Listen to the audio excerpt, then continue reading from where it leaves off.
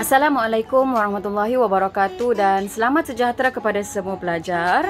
Baiklah, pada kali ini cikgu akan berkongsi template untuk memudahkan awak menjalankan pembentangan kajian kes menggunakan slide ataupun video. Jadi cikgu berikan awak template untuk memudahkan awak membuat kajian. Baik, kita mulakan dengan muka hadapan sekali.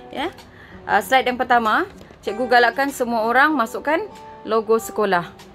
Jadi kalau kita Sains Selangor, awak masukkan logo Sains Selangor. Kemudian di sini cikgu tulis tajuk. Tajuk ni ialah tajuk kajian kes awak. Masukkan tajuk kajian kes awak.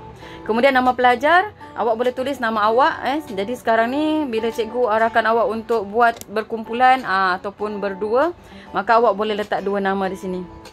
Letak 2 nama ataupun 3 nama. Bergantung berapa ramai dalam kumpulan tersebut. Dan kita nampak kosong je kan. Jadi cikgu nak awak tambah tentang perkara yang kita buat, iaitu awak boleh letakkan di sini ialah kajian kajian kes sejarah. So awak boleh masukkan juga tingkatan tingkatan berapa? Contoh tingkatan 4 tingkatan 4. Kalau tingkatan 5 awak tulis tingkatan 5. Jadi awak boleh buat dengan lebih, awak inovasikanlah. Awak mungkin boleh guna template yang awak suka, bagi lagi menarik Ini contoh sahaja. Jadi dekat depan ni ada berapa? Kita ada logo sekolah, kemudian kita ada perkara, tingkatan, tajuk dan nama pelajar. Ini wajib ada 5 perkara. Baik, kita pergi kepada yang kedua, iaitu pendahuluan. Apa yang ada dalam pendahuluan? Cikgu tak nak awak buat dalam bentuk karangan. Jadi slide kita ni hanya memerlukan poin-poin sahaja.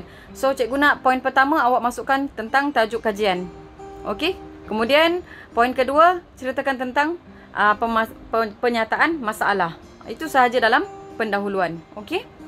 Kita masuk kepada objektif kajian. Di sini awak masukkan apakah objektif kajian yang telah yang akan awak jalankan. Jadi awak boleh merujuk kepada slide panduan membuat kajian kes untuk membuat awak punya objektif kajian.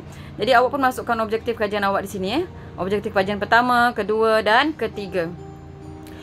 Masukkan objektif saja. Jadi kalau awak nak menerangkan panjang lebar, awak tak perlu buat dalam panjang-panjang. Awak akan terangkan semasa awak membentang.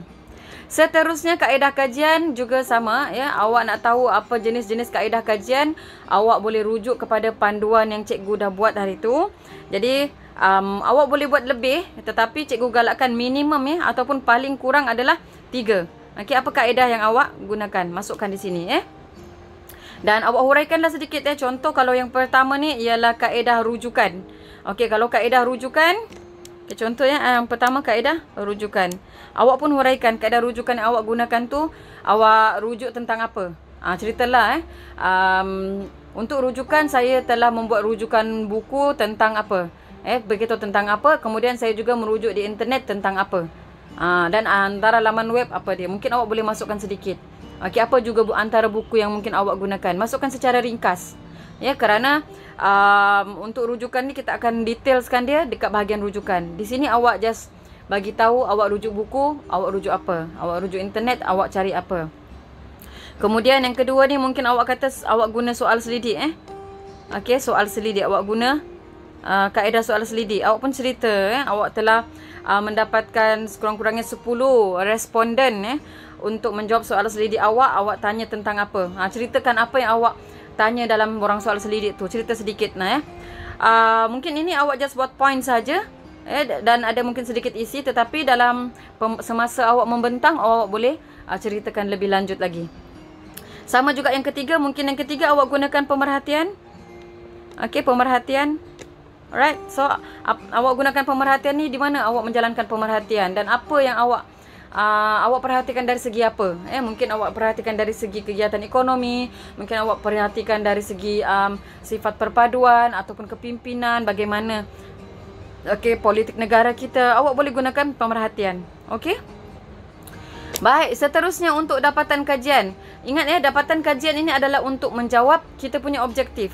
So objektif kita itu adalah apa yang akan kita kaji. Jadi dapatan kajian kita mesti menjawab objektif kita. Contoh objektif yang pertama tadi, apa yang awak dapat. Okey, so awak masukkan isi. Masukkan poin-poin saja dan nanti awak akan huraikan. Masukkan poin yang penting saja. Okey, kemudian contohnya awak ada 3 objektif. Jadi awak pun dapatan kajian yang seterusnya adalah menjawab kepada objektif yang kedua. Awak pun jawab dalam bentuk poin dan awak huraikan semasa membentang. Sama juga untuk dapatan kajian bagi objektif yang ketiga. Okey, awak pun letakkan poin-poin dan huraikan semasa pembentangan. Akhirnya awak buat kesimpulan ataupun cadangan. Jadi awak boleh masukkan juga dalam kesimpulan cadangan awak boleh juga masukkan iktibar kepada diri, kemudian kepada bangsa dan masyarakat dan juga kepada negara. Ya, maksudnya apa iktibar yang boleh diperoleh daripada kajian awak, okey. Kemudian dari segi lampiran awak boleh dalam lampiran ni mungkin beberapa slide. Mungkin ada 2-3 slide Mungkin slide pertama ada bahan rujukan literatur ataupun kajian lepas.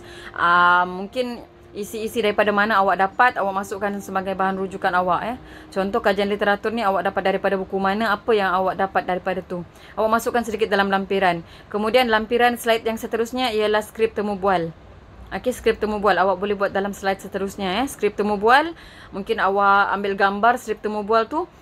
Skrip temu bual tu awak just ambil gambar dan letakkan dia sebagai gambar skrip temu bual ataupun soal selidik.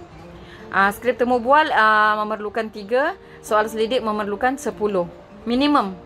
Jadi awak pilih mana satu, nak buat skrip temu bual ke ataupun nak buat soal selidik.